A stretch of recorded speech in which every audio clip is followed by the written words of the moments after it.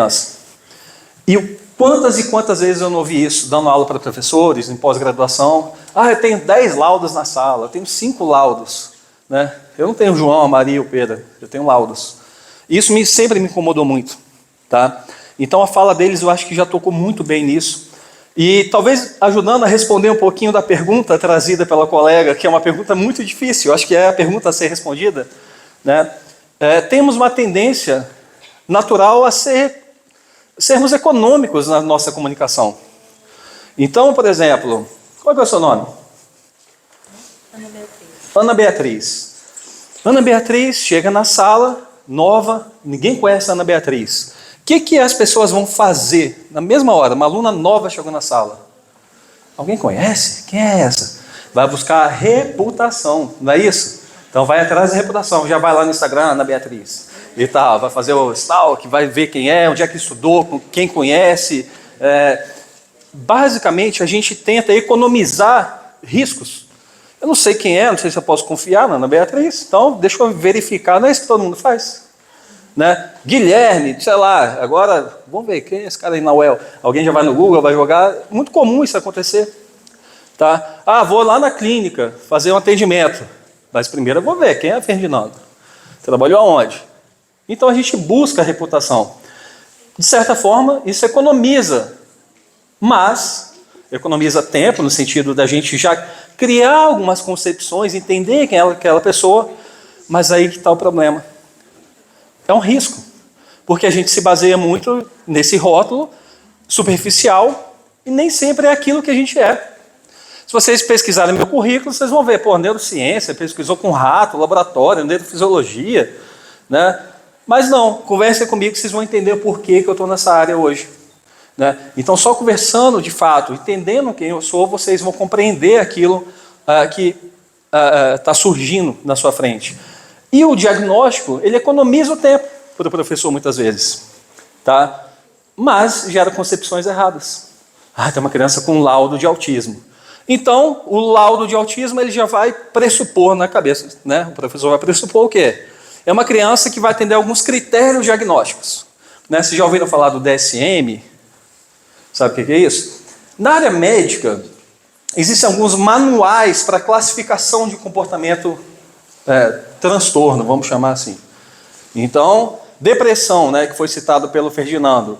A pessoa tem que estar pelo menos 6 meses no estado de apatia, anedonia, que não tem interesse em fazer nada, não quer sair da cama, não quer sair de casa.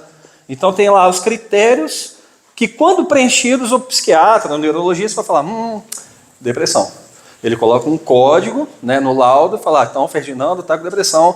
E isso facilita encaminhar para um psicólogo, um tratamento farmacológico e tudo mais.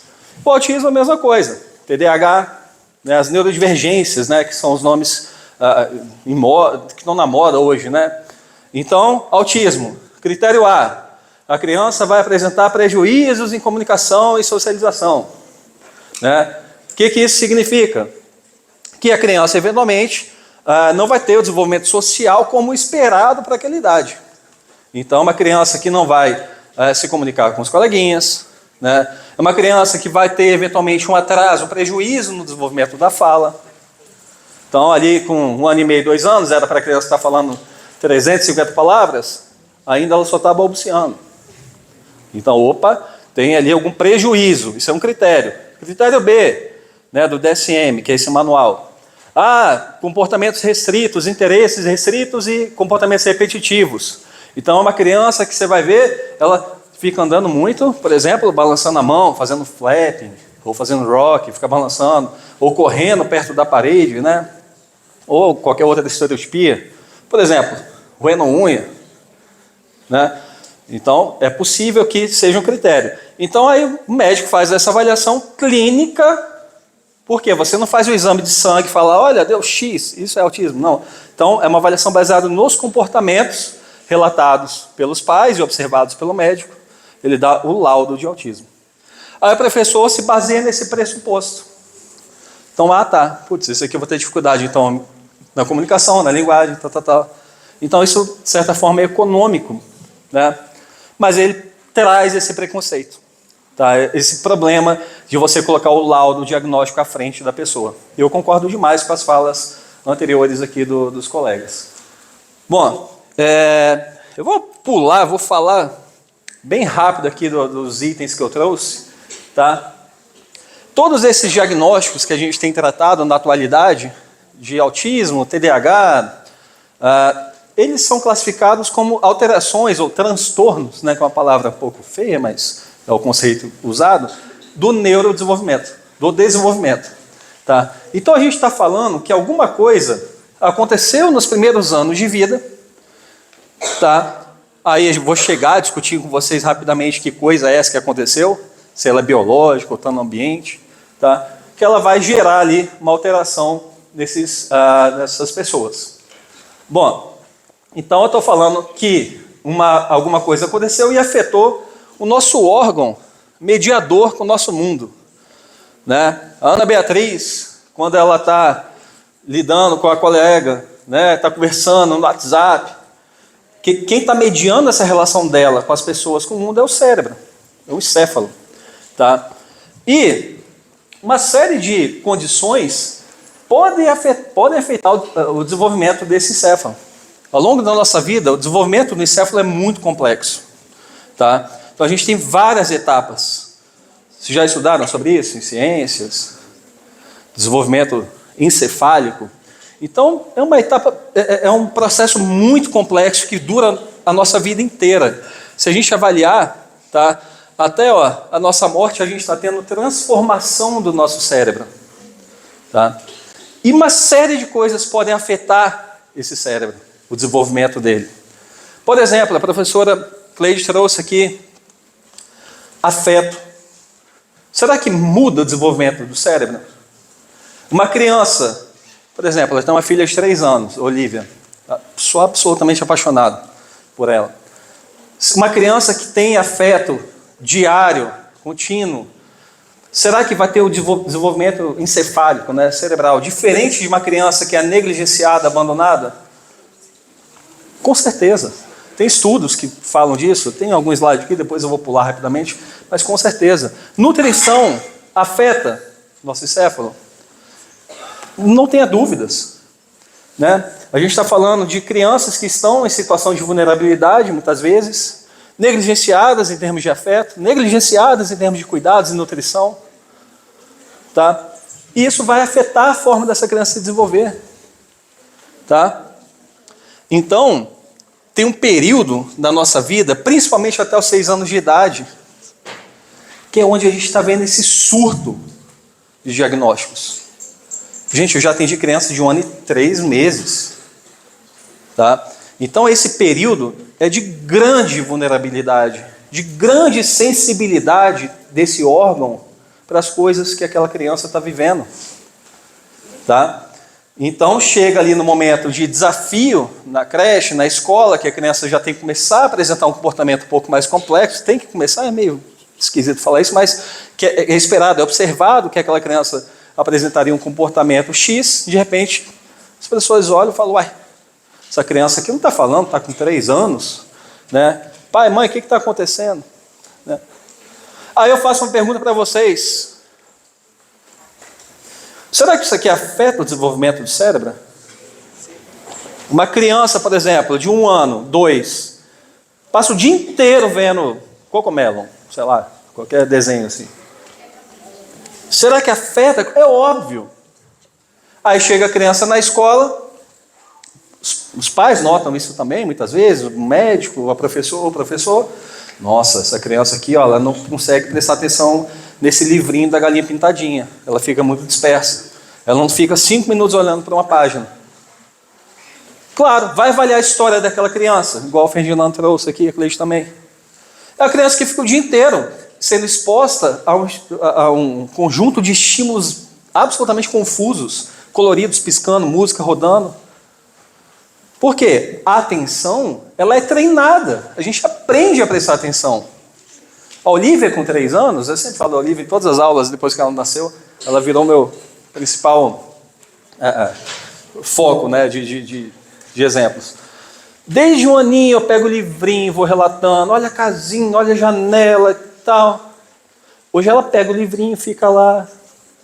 Porque é treinado. Não é do nada. A gente não é, despertei aqui, nasci, agora vou ler, sei lá, um livro. Não é assim que funciona. Vai brincar de quebra-cabeça, vai ensinar no quebra-cabeça a olhar para pequenos... tem aqui uma parte do vestido aqui, será que pode ser a outra pecinha? Então você vai ensinando para a criança como rastrear determinado espaço, como identificar estímulos que compõem o mesmo conjunto. Isso tudo é ensinado, isso tudo tem que ser... você tem que dedicar tempo, igual o Ferdinando trouxe também. É o nosso recurso mais precioso. Quantos pais hoje param para fazer isso com os filhos? De verdade. Quantos pais... A primeira pergunta que eu fazia, principalmente para criança com TOD, sabe qual que é o TOD? Transtorno opositor, desafiador. Eu fazia uma pergunta que eu quebrava os dois. Geralmente eu chamava os dois, tá, para a primeira sessão de anamnese, né, que é quando a gente vai conhecer a família. Eu perguntava para os pais assim: quanto tempo de qualidade você passa com o fulaninho? A primeira pergunta que eu fazia. Batata. Um dos dois chorava, geralmente a mãe. Geralmente a mãe começava a chorar, falava: Guilherme, não estou passando tempo de qualidade com o Joãozinho. Tá? Porque é ali, muitas vezes, que você vai, entre aspas, curar, né? Não é? Tem uma discussão sobre isso, não vou entrar em detalhes, mas que você vai intervir eficazmente naquele problema que a criança está apresentando em vários contextos. Tá? E em muitos casos de TOD, principalmente, já que eu dei exemplo aqui, eu chegava e falava: vou atender o fulaninho, beleza, porque é uma demanda, tá? Eles querem que a gente atenda o fulaninho, mas pai e mãe, então sessão com vocês também, 7 horas, quinta-feira. Vamos lá, e aí? Eu percebia conflito, incongruência nas regras de casa. A criança percebe um vácuo e vai. Por quê? A mãe fala: doce só depois de jantar. Aí o pai fala: não, pode comer agora. Então a criança vai percebendo essa inconsistência e aproveita esse vácuo de poder. E quem vira poderoso é ele. Tá? 99, 100% dos casos, 100% dos casos eu notava isso. Ou seja, eu estou falando de um contexto que não está bem ajustado. Só que quem ganha o laudo de desajustado é o menino. Bonito, né? Jogar a responsabilidade nas costas de uma criança de 4, 5 anos. Para uma coisa que ele é produto de um determinado processo caótico de seu ambiente. Vocês entendem o quanto é que é complicado e quanto que é importante a palestra dos professores aqui? Então, gente, eu mudei tudo. Vocês não têm noção, tanto que eu mudei essa palestra aqui baseado no que os dois professores já trouxeram. Tá? Então, basicamente... Tá? Se a gente for avaliar, né, como disse minha área mãe, né, minha área de base é a neurociências, todo o nosso desenvolvimento encefálico, sinapses, tudo que a gente aprende, depende de experiência, de contexto, de ambiente. Tudo isso que eu estou falando agora com vocês. Tá? Desde o foco no livrinho, do TDAH, entre aspas, do TOD, das neurodivergências, isso tudo é dependente de contexto. Reparem o seguinte, esse gráfico é só para ilustrar isso. Tá? Aqui essa linha, né, ela representa a formação de sinapses de diferentes áreas, né, relacionadas à parte sensorial, motora, linguagem. Olha como é que explode depois que nasce. Nasceu, saiu da barriga da mãe. Um mundo de estímulos, de vivências, experiências, toque, cheiro. É ali que o nosso cérebro vai, né, desenvolver. Então, a partir do 0 meses, você tem essa explosão, né, do desenvolvimento encefálico. Então, as experiências, né, de certa forma, elas são, de fato, como já dizia Vygotsky, todos os psicólogos da história, né, a experiência ela é fundamental. Bom, e aí a gente chega, né, na perspectiva biopsicossocial, a gente não pode abandonar que temos uma biologia, temos tendências, propensões. Alguém com uma habilidade de guitarra, tem gente que vai pegar a guitarra, vai ficar ali 2 anos ralando e fala: meu Deus, não consigo tocar 2 notas. Né? Tem gente que eventualmente vai ter mais facilidade em matemática. Eu tinha terror por história e português na minha vida inteira. Sofri com aquilo. Vocês entendem? Tem propensões. Eu tenho muita facilidade com madeira, marcenaria, música.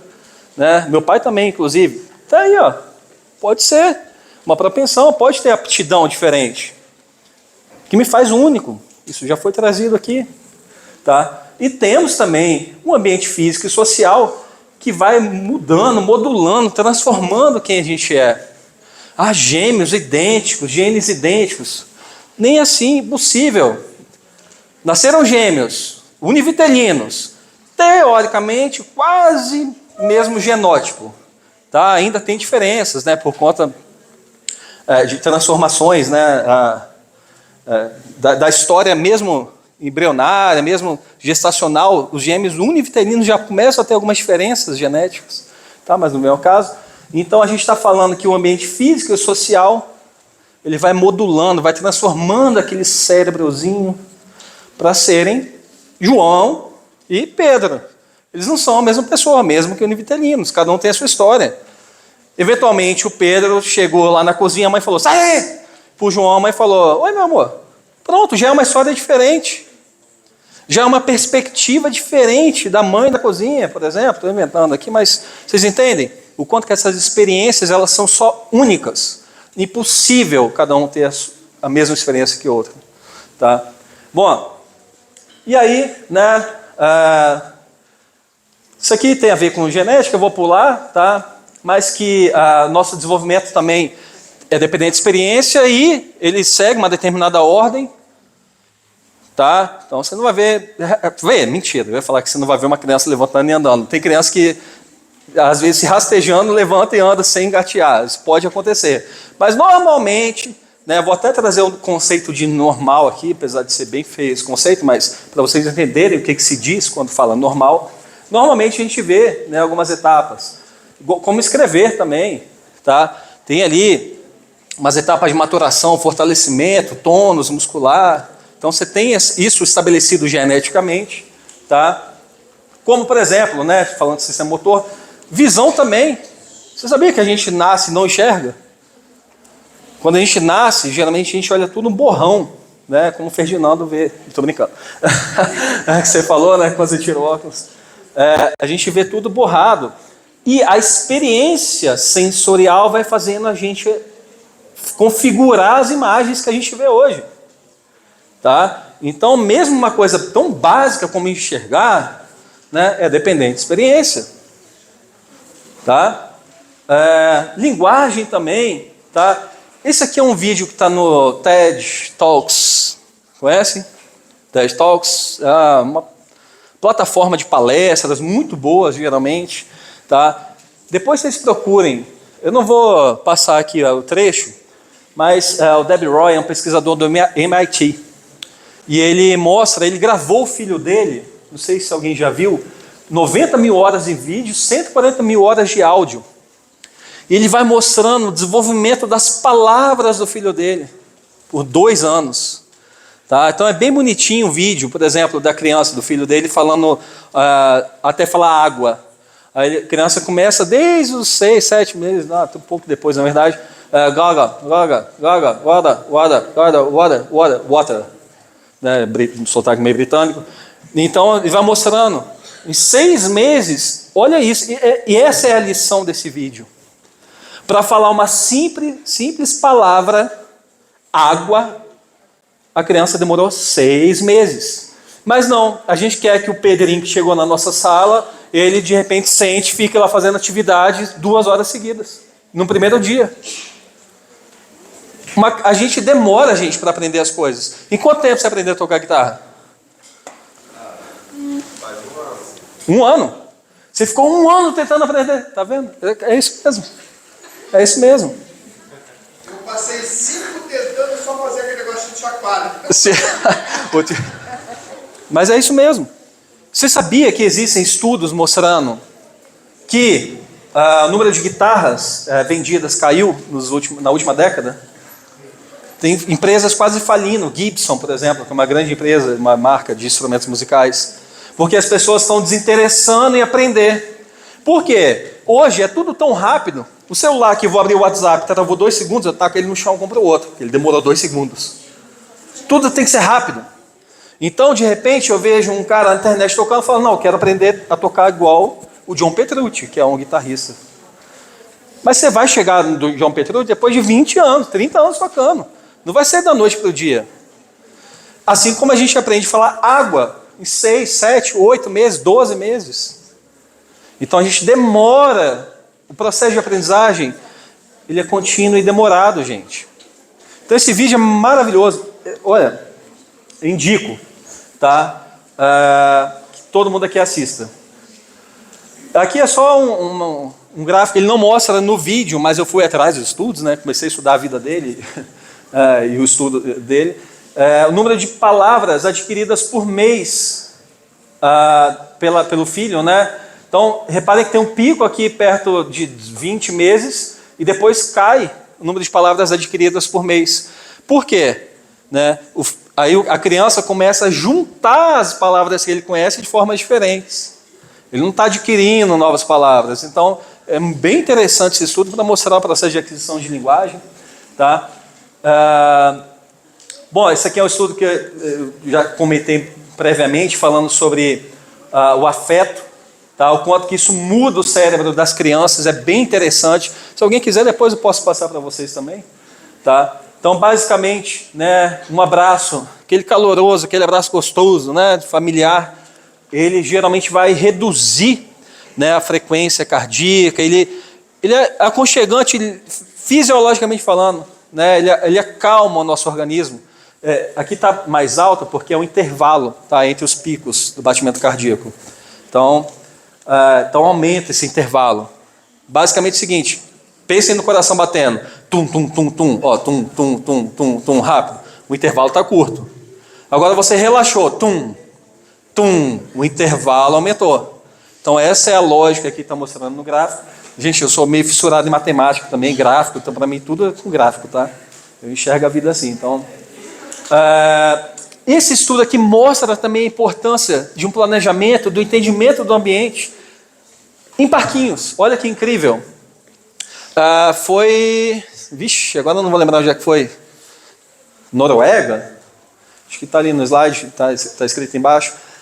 Basicamente, eles avaliaram parquinhos de escolas onde eram com cimento, né, eram parquinhos mais simples, vamos chamar assim, e parquinhos mais enriquecidos, né, com mais opções de playground e tudo mais verde, plantas. E eles contabilizaram quantas vezes a criança interagia com os pares, coleguinhas e tudo mais. Quando você provê mais possibilidades de comportamento, você observa que a relação com os pares aumenta. Então, 90% de interação com pares, aqui 50 e poucos %. Então você tem mais possibilidade de interação com os pares. Você usa um meio para fazer isso. Tá? Então é um estudo bem interessante que mostra a importância da gente também pensar no espaço físico, né, que a gente arranja para as nossas crianças. Então, isso tudo, tá? A nutrição eu já comentei brevemente, é como se fosse os tijolinhos, né, de uma edificação, aí eu comento brevemente sobre isso. Bom, aí a gente chega então à noção de neurodiversidade. Tá, que é um conceito particularmente, eu nem sei se eu gosto muito, mas todo mundo usa, tá, que é compreender justamente essa biologia, essa transformação que tivemos do nosso corpo, do nosso cérebro e das histórias que vivemos. Tá? Então, de modo geral, isso tudo vai nos tornar um único, né, indivíduo. Só nós temos essas características. E aí entra, né, o conceito de normal. Isso é um conceito, né, pejorativo quase, soa feio, ruim, mas é interessante que a gente entenda de onde ele vem. Vocês já ouviram falar da curva normal? De Gauss? Olha o pessoal da matemática aí, professor de matemática. Aí, ó. Basicamente, quando a gente vai avaliar a distribuição, né, de alguma característica na população. Aí eu peguei aqui exemplos inventados, tá, gente? Da minha cabeça, só para vocês entenderem a lógica. Vamos pegar a altura. Então, em média, qual é a altura da população adulta? Sei lá, 20 anos. Qual é, em média? Você vai ver ali 1,70 m, não é isso? Tem diferença de gênero, tá? Mas vamos tirar isso como um fator. Então, 1,70 m. Aí você vai ver algumas pessoas ali, ó, a maioria vai ficar ali 1,68 m, 1,70 m, 1,65 m, 1,50 m e pouco, 1,80 m, 1,90 m. Aí você vai ver que 70% da população tem ali entre 1,65 m e 1,90 m. Tá? 70% da população. Agora, uma parte da população tem ali entre 1,45 m e 1,60 m, sei lá, 55. E uma parte tem 1,90 m e 2 metros. Só que menor, tá? Não é muita gente que tem. E você tem, então, 98% entre 1,50 m e 2 metros. Tá? Estou inventando, tá, gente? Não peguem esses números como reais, não. Mas aí você tem, por exemplo, você tem adultos de 1,35 m, de 2,15 m. Só que não são tão comuns. Aí o conceito de normal, ele tem a ver com essa distribuição estatística, tá? E muitas vezes a medicina, as classificações médicas, vão se basear nisso, para poder fazer classificação de comportamento. Então, geralmente na medicina, tá? A psicologia a gente quase não usa isso. Tanto a psicanálise, a análise de comportamento, a gente é bem avesso a diagnósticos, a essa classificação. Tá? Colegas meus que falam, DSM não serve para nada. Tá? Eu já não sou assim, eu acho que DSM tem a função comunicativa, né? Mas você tem, né, essa noção da distribuição na população, tá, em termos de mais ou menos prevalentes. Entenderam isso? Tá? Oi? Alguém falou não? Eu explico de novo, não tem problema não. Ó, vamos começar do zero aqui. Vamos pegar uma característica diferente, né? Sei lá. Vou pegar ali igual eu trouxe. QI. Pode ser QI? Tem saído alguns estudos, né, críticos, pessoal de ideologia, mais política, falando, QI médio do brasileiro 83. Ouviram falar disso? Né? Então aí você vai pegar QI médio, tá? Normalmente na população, o QI, que é o quociente de inteligência, ele é em torno de 98 a 102. Tá? Isso é uma média de verdade da população. A maioria da população vai ter QI 100, vamos colocar assim. Tá? Alguns vão ter 95, alguns 90. Tá? Repare que para a esquerda é como se estivesse diminuindo essa característica de QI. Para a direita, ó, 100, 110, 120 o QI. Então, quanto mais alta a barrinha, quer dizer que ele mais acontece, é mais prevalente. Mais pessoas com aquela característica. Tá? Mas você vai ter, por exemplo, algumas pessoas não tão prevalentes, né, que vão ter QI 85, 80, 85. E algumas pessoas com QI 130 e tudo mais. Tá? Mas repara que a altura da barrinha não é tão grande. Então, assim, não são tantas pessoas. Vai estar até um número aqui representado. Ou seja, 98% da população tem um QI entre 80 e 130. Estou inventando também, tá, gente? Não conheço os dados, não. Isso é invenção. Mas a gente tem, por exemplo, pessoas com QI abaixo de 80, tá? E pessoas com QI acima de 140, 130, né?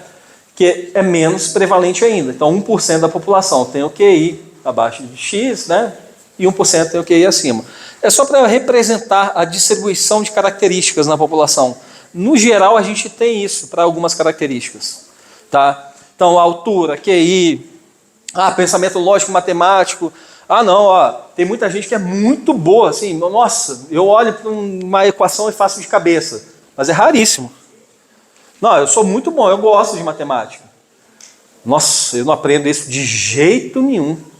Pode me ensinar de várias formas, eu sou nulo em matemática.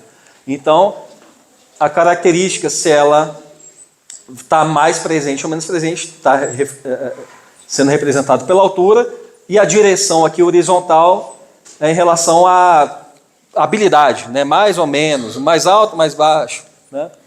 Isso acontece, gente, para tudo. Desenvolvimento de linguagem, sociabilidade. Desenvolvimento de linguagem, a maioria das crianças começa ali há 1 ano e meio, 2 anos, né? 2 anos elas já juntam 2 palavras. Só que tem criança que vai esperar, vai com 2 anos e meio. Tá? Então você tem uma certa variação na população. É isso que está representando, tá? Essa noção de normal, que é usado muito na área médica. Bom, e de certa forma, toda essa explanação, isso tudo que eu estou falando, mostra, na verdade, o que somos. Tá? Então tem gente, eventualmente, que, sei lá, vai ser mais alto, mais gordinho, mais baixo, mais clarinho, mais negro, mais... Então, assim, vai ter várias características compondo, tá, a nossa população, assim como características também cognitivas, da mesma forma. Bom, em alguns casos, a gente vai ter, eventualmente, uma condição, um ruído, uma situação que afeta a gene, tá? Então, vocês ouvirão dizer, por exemplo, autismo é genético. Então, existe alguma coisa no autismo, né, que está relacionada à gene. Em algumas vezes, como eu já até trouxe exemplos aqui, né, algum ruído, alguma questão ambiental, e isso vai produzir, né, produzir que eu digo, vai se desdobrar no que a gente chama de indivíduo com neurodivergência. Tá? Bom, aí eu trouxe, em alguns casos, né, coloquei até um asterisco, só para vocês entenderem o seguinte: 1/4 da população tem alguma neurodivergência. Vocês sabiam disso? Esse é o dado que geralmente sai nos estudos. Então, estou falando de dislexia, TOD, TDAH, usabilidades, tá? Então, se vocês pegarem alguma neurodivergência, vocês verão que 1 a cada 4 pessoas pode ser... Aqui a gente tem quantas pessoas? Sei lá, 100? Menos um pouco, né? Uns 80? Vocês têm noção? 80? Então teríamos 20 pessoas que, se fosse algum profissional especialista, ia sair ali com algum laudo. Vocês sabiam disso? De acordo com as prevalências aí ditas em alguns artigos. Tá? Então, mas aí questiona-se esse diagnóstico, não vou entrar em detalhe. Bom, e aí então a gente chega a discutir de fato o que seriam essas neurodivergências, e seriam justamente isso. Tá? Se vocês avaliarem, por exemplo, o desenvolvimento da fala, tá? Vocês verão que, no geral, 98% das crianças vão falar, juntar 2 palavras até 2 anos. Ou vão, por exemplo, começar a interagir com pares até 3 anos. Só que aí vai ter 2, 3% da população que não. Tá? Então, isso, né, essa porcentagem, quando apresentam esse comportamento, esse ruído, essa questão, né, comportamental, isso traz prejuízos.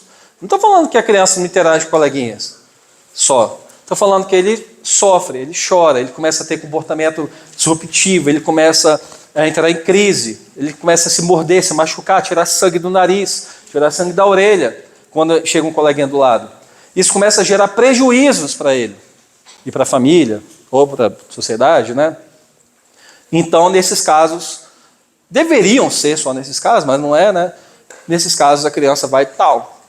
Os médicos, né, profissionais, principalmente na área médica, dão um diagnóstico, tá? De alguma condição de saúde. Nesse caso, eu estou dando exemplo de TEA. Então, seria baseado então, nessa prevalência, tá? Na ocorrência dessas questões aí, desses problemas comportamentais. E aí chegamos então, né, ao contexto de sala de aula, afinal de contas, né? Então, o que eu faço quando eu me deparar com isso, né? Bom, temos uma questão. As neurodivergências, diferentes de outras deficiências, elas não são facilmente observáveis. Chega uma criança cega, você vai falar, não, criança cega, quais recursos vou usar? São esse, vou adaptar a atividade assim, assado. Criança com alguma deficiência motora, não, vou fazer isso, deslocamento, tal. Então, já é bem estabelecido. Agora, uma neurodivergência qualquer, TDAH, TEA, né, chegou aquela criança. Primeira coisa, a lição de hoje aqui, fundamental. Laudo, beleza, tem o laudo, tá bom, até muito bonitinho, deixa ali o laudo. Fulaninho, deixa eu conhecer você, desenvolver vínculo. Nenhum trabalho acontece sem vínculo, nenhum trabalho. Tá? Então, primeiro módulo nosso, geralmente de treinamento, né, de conversa com os professores, é focado em vínculo. Como que eu desenvolvo vínculo? Como é que eu avalio se eu estou bem vinculado a essa criança? Na clínica é a mesma coisa. Só de estabelecer um bom vínculo, comportamentos, problema, interferentes, que é o nome que a gente dá. Então, a criança levanta, joga coisa no coleguinha, joga coisa na professora, morde, bate, dá soco. Só de desenvolver vínculo, esses comportamentos já caem. Tá? Então, focou no vínculo, está bem desenvolvido. O que eu faço com essa criança?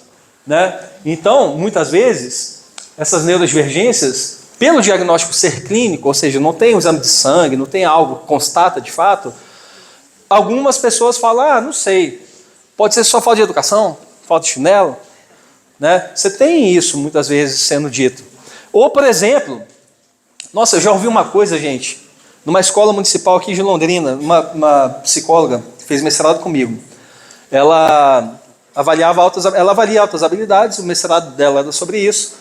A gente chegou na escola, fomos conversar com a diretora, nem vou falar nome nem região aqui, porque eu tenho até vergonha.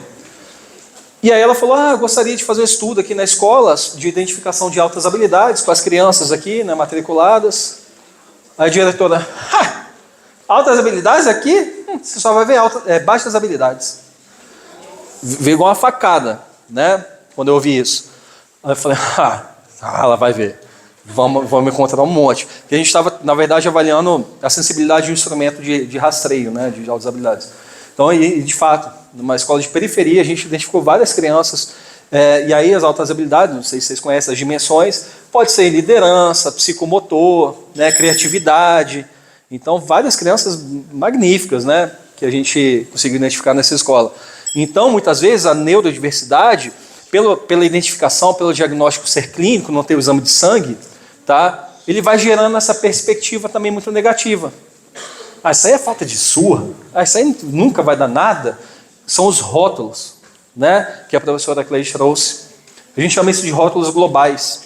Isso é muito prejudicial, gente, para qualquer relacionamento, não estou falando nem de neurodiversidade. Tá? Quando eu vou falar de rótulo, eu geralmente dou um exemplo, que é mais engraçadinho, assim, pelo menos minha faixa etária é mais velha, né?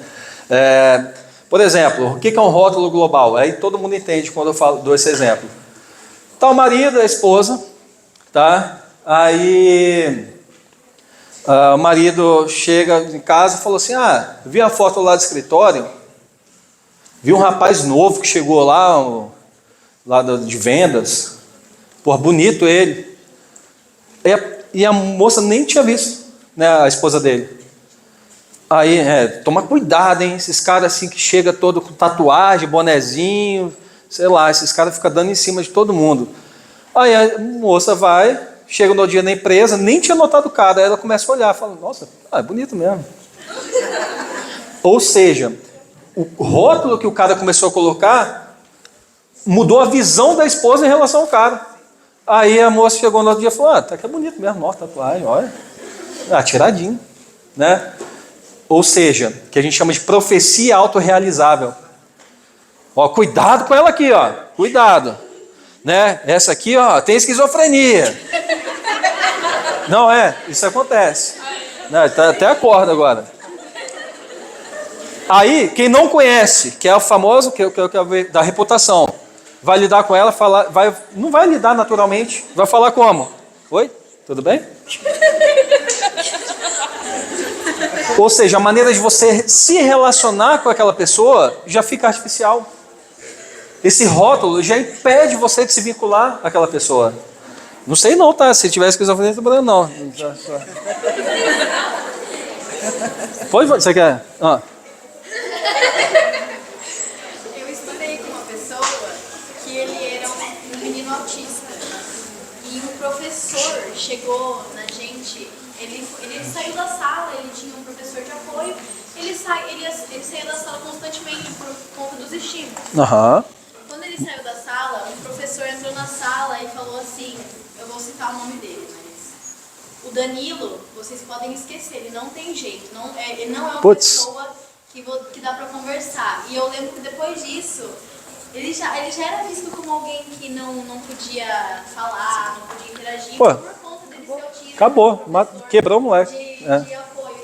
falou isso, ele passou o ano inteiro sem falar com ninguém. Então, exatamente isso. Tá? E às vezes, é o que a Cleide e o Ferdinando trouxeram já, e eu achei sensacional, que é o seguinte, né? Tem um exemplo que é parecido com esse, mas não é de neurodiversidade. Uma psicóloga que eu conheço, trabalho com criança, uma vez ela deu esse exemplo numa supervisão pública, né? Que ela trabalhava numa escola particular aqui de Londrina, e as professoras estavam desesperadas, porque tinha uma criança que ela pegava os bonequinhos e pintava sempre de preto. Pintava. E aí as pessoas começaram a fazer reuniões, e, nossa, será que é alguma coisa, né? Algum transtorno, psicopata? Será que nossa, um psicopata, está pintando de preto a roupa. Cheio de inferência, isso a gente chama de inferência, tirar conclusões precipitadas. Aí ela chegou e falou, gente, o que está acontecendo aí, que vocês estão conversando? Não, psicopata, já chamaram o moleque de psicopata já. Ela, mas por quê? Não, olha só os desenhos dele, aí tudo pintado de preto, a roupa. Ela, mas vocês perguntaram para ele o que ele está pintando de preto? Elas, não. Pô, primeira coisa é essa, pergunta para a criança. Aí foram perguntar para a criança, ela, não, minha mãe fala que preto emagrece, então eu estou desenhando. Pronto, acabou, não é psicopata não, só preto emagrece, olha isso. Né? Mas assim, é um exemplo besta, mas que mostra exatamente o que já foi trazido aqui hoje. O autista. Eu já ouvi muito em clínica um negócio que me irritava, me irrita até hoje. Eu atendi uma menininha, 3 aninhos, tinha o diagnóstico, mas assim, não vou questionar diagnóstico aqui, né? Aí o pai dela um dia falou assim, não, eu estava falando com a professora que não era para contradizer e nem... como é que ele falou? Era para deixar ela fazer o que quisesse, né? Porque não podia se contrapor ao interesse dela. Eu falei, ela pode se contrapor. Não, mas é porque ela tem autismo. Eu falei, daí? Só porque autismo não pode se contrapor? Tem maneira de fazer isso, a gente tem que avaliar como fazer isso. Mas pode se contrapor, o diagnóstico não é impedimento para isso. Tá? Então, o diagnóstico, se ele não tem isso lá no manual, né, diagnóstico, não existe isso. Todo mundo pode aprender a lidar com negativas, com frustração. Para algumas pessoas, como a curva ali já mostrou, algumas pessoas vão lidar muito bem. Ao longo da história, aprenderam a lidar muito bem. A Olivia eu ensino desde 1 aninho de idade a lidar com frustração, que é uma das maiores dificuldades da nossa vida em geral, né, de todo mundo. Tá? Então eu botava desenho para ela, falava, filho, mais um desenho, 3 minutinhos, na hora que a Alexa tocar, vou desligar, tá bom? Já comecei a ensinar para ela. Ou seja, olha que interessante, depois eu vou falar rapidamente sobre isso. Aí desligava, ela chorava, falava, filha, eu sei que você está triste, meu amor. Mas era o combinado, mais 3 minutinhos, agora a gente desligou. Então relatava, acolhia, abraçava, acabou. Vai lidar, é ruim mesmo. Eu queria ter uma Ferrari, não tenho. Muito simples. Eu queria estar agora lá nas Maldivas, não consigo, tenho que estar trabalhando, ganhando mal. Estou frustrado, mas paciência. Né? Então, lidar com a frustração, ela deve ser ensinada. Tá? E aí ele falou isso, eu falei, mas peraí, como é que é? Né? Aí eu fui, conversei com ele, orientei. Tá? Mas, bom, então, de certa forma, a gente quando fala de neurodivergências, na verdade, gente, esquece neurodivergência. Para as crianças em geral, para as pessoas, existem muitos desafios no ambiente escolar. Eu demorei muito para a adaptação escolar, muito, vocês não têm noção. Eu tenho um irmão mais velho, 6 anos, né, que eu estou 40 hoje, hoje ele está 46. Eu demorei tanto para adaptar, nossa, sei lá, 4 meses, 5 meses. Eu lembro dele sentadinho na cadeira, pé da vida, bravo, olhando para mim e eu feliz que ele estava na sala de aula comigo. Né? Então, assim, depende. Tem criança que faz, tchau mãe, e vai para a escola no primeiro dia, não está nem aí. Então você já tem variação na população em relação a uma série de desafios da escola. Ficar longe dos pais, de um ambiente seguro, conhecido, familiar. Tá? Pessoas diferentes, estímulos sensoriais diferentes. Então a gente tem alguns desafios comuns a várias pessoas. Para crianças com neurodivergências, autistas e tudo mais, talvez os desafios sejam um pouco diferentes. Para a maioria das pessoas, um barulho de ventilador não vai afetar. Talvez para alguns autistas com hipersensibilidade auditiva, que pode acontecer, tá? Eles podem ter uma condição que é chamada de transtorno do processamento sensorial. Então, algumas crianças, elas podem ter hipersensibilidade, por exemplo, olfativa, paladar, auditiva. Então, eu estou aqui falando, pode ter criança que às vezes ia estar parecendo que está tomando uma facada na orelha, de sentir dor física com esse volume. Tá? Para a maioria, 99% da população, isso não vai acontecer. Mas, eventualmente, isso pode estar acontecendo com uma criança. E é uma criança que está recorrentemente entrando em crise, ficando agressiva. Aí, numa avaliação, a gente constata que está tendo função de fuga daquele contexto aversivo. Tá? E quando eu geralmente vou falar com professores, a maioria das vezes, sempre um levanta a mão e fala, tive um aluno que uma vez fui ver, era o desodorante que eu usava. Parei de usar o desodorante, a criança ficou muito mais tranquila. Conversa do lado da rodovia, sei lá. Então, eventualmente, pode ser um desafio um pouco maior para algumas crianças. Isso pode acontecer. Tá? Rotina. Tá? A escola tem uma rotina muito diferente, como eu disse, da familiar. Né? Família, geralmente, a criança... E pode reparar que isso aqui afeta muito, principalmente depois de férias. Vocês já estão indo para a escola? Criança está ali, bonitinho, tranquilo. Você fala, nossa, fulaninho, ó, Joãozinho, 100% fácil. Vai para as férias, volta, parecendo Tasmania.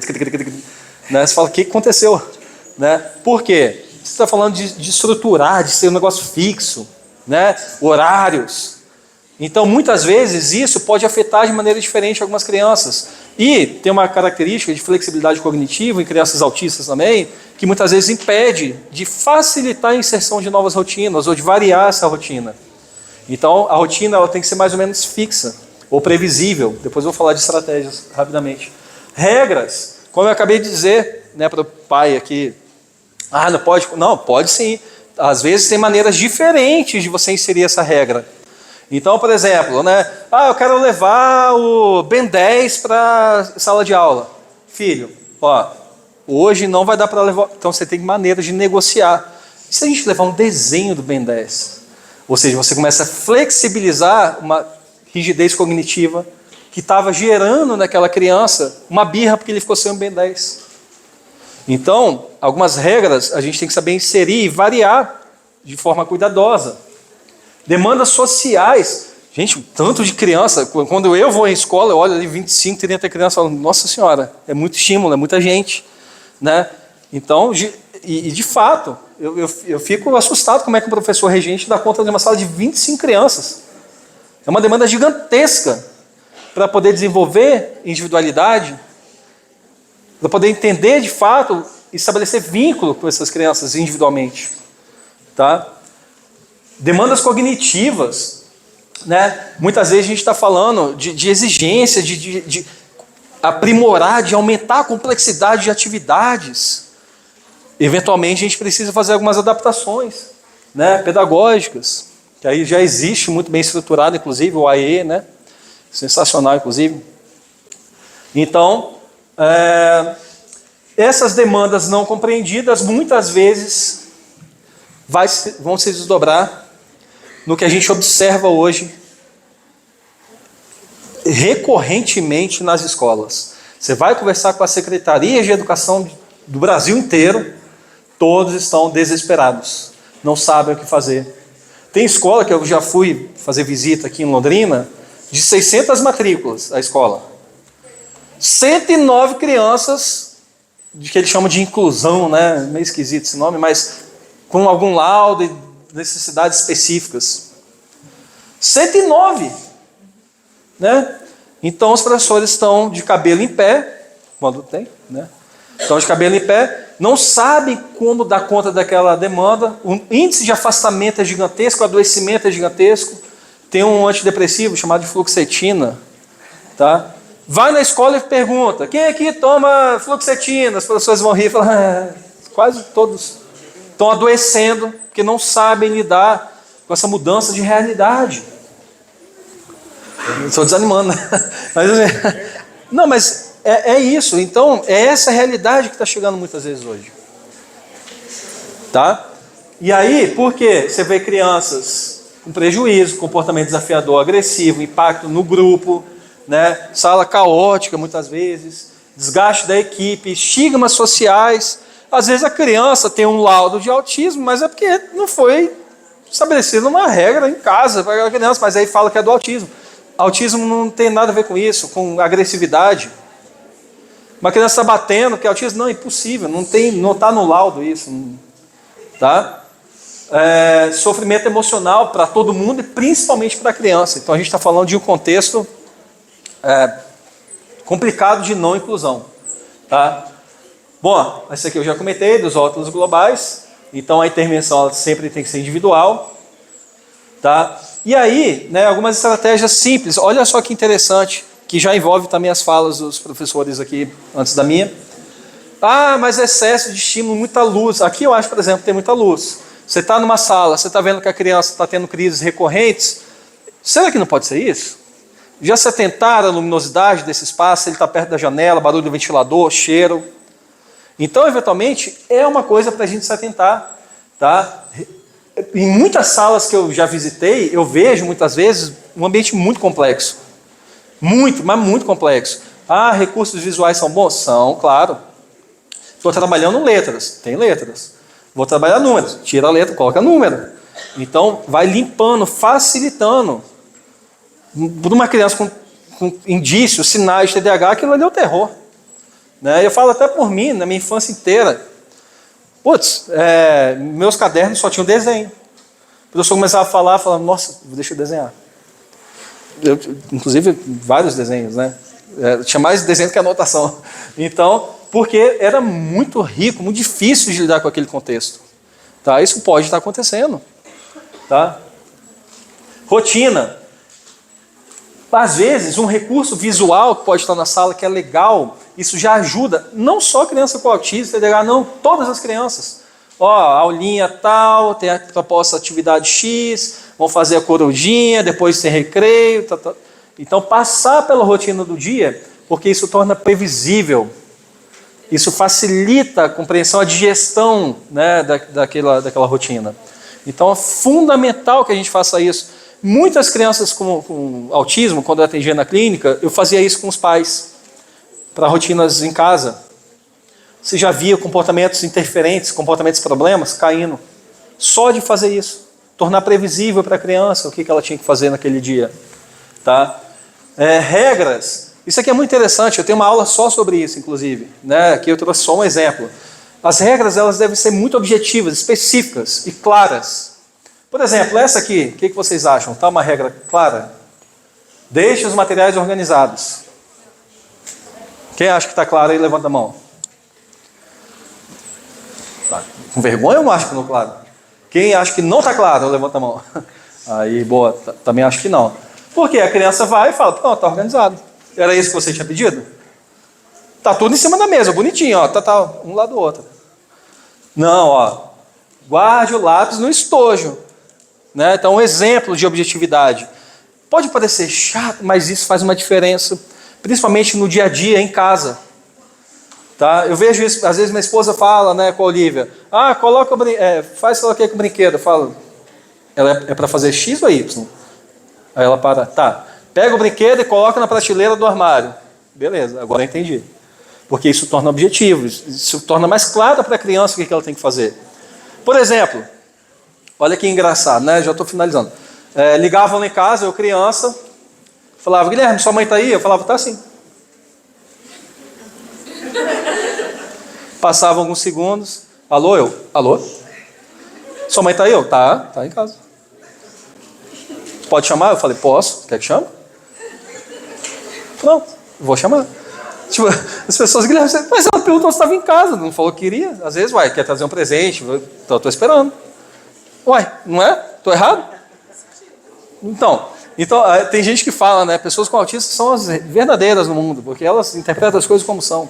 Então é isso. Então guarde o lápis no estojo. Regras simples, objetivas e claras. Isso facilita para todo mundo. Demandas sociais, isso aqui é fundamental.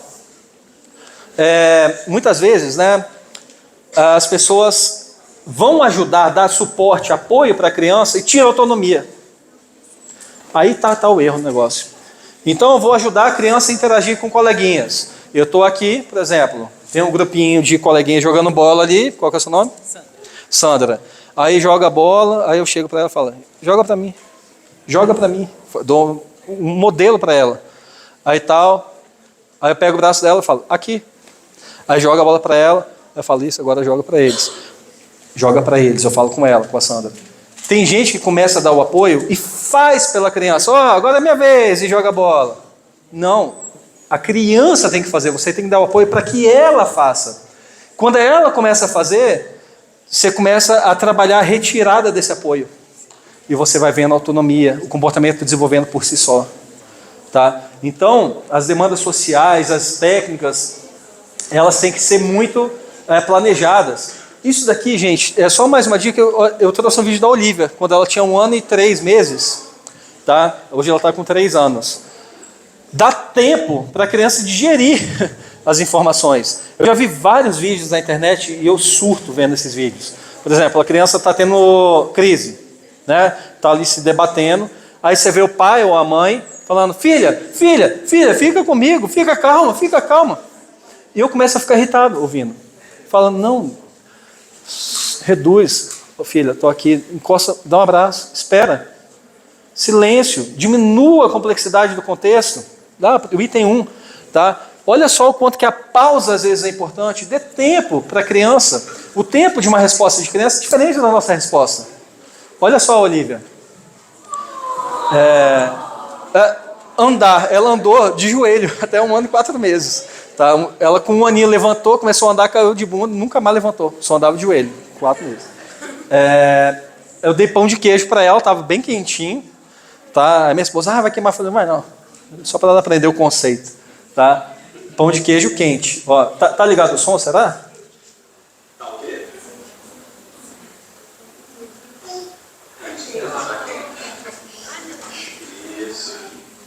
Tá o quê? Quente. Demorou mais que 3 segundos para ela processar, entender o que eu estava perguntando. Ó, bonitinha, né? Ó.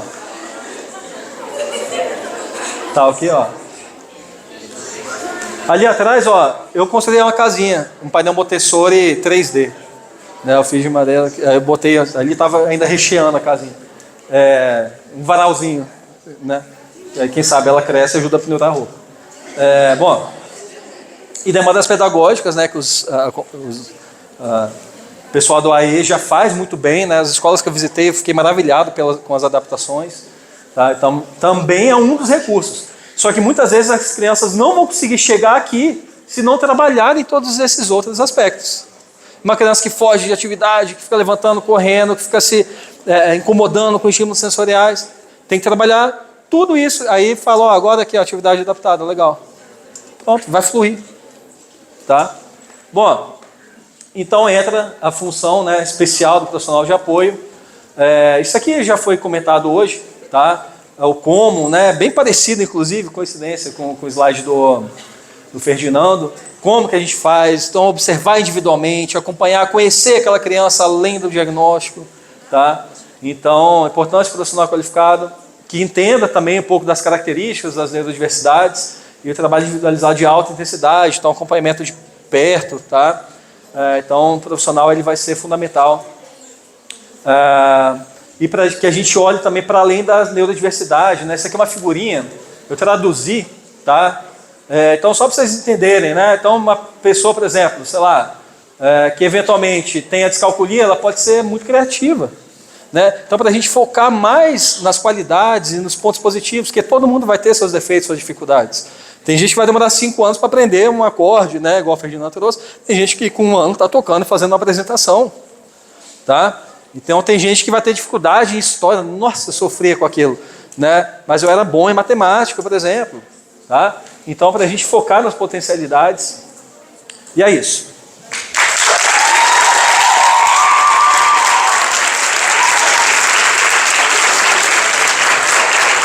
Foi no tempo? Foi ok? Tá? Muito obrigada. Agora eu vou convidar a aluna Nayara Daniele, da turma 3ª série, para que faça a honra de entregar o livro ao professor Guilherme, em sincero agradecimento pelo seu prestígio e contribuição inestimável ao nosso evento. Sua presença e dedicação enriquece a nossa jornada e ressalta a importância da colaboração e do respeito mútuo na educação. Muito obrigada. Obrigado. Muito obrigado.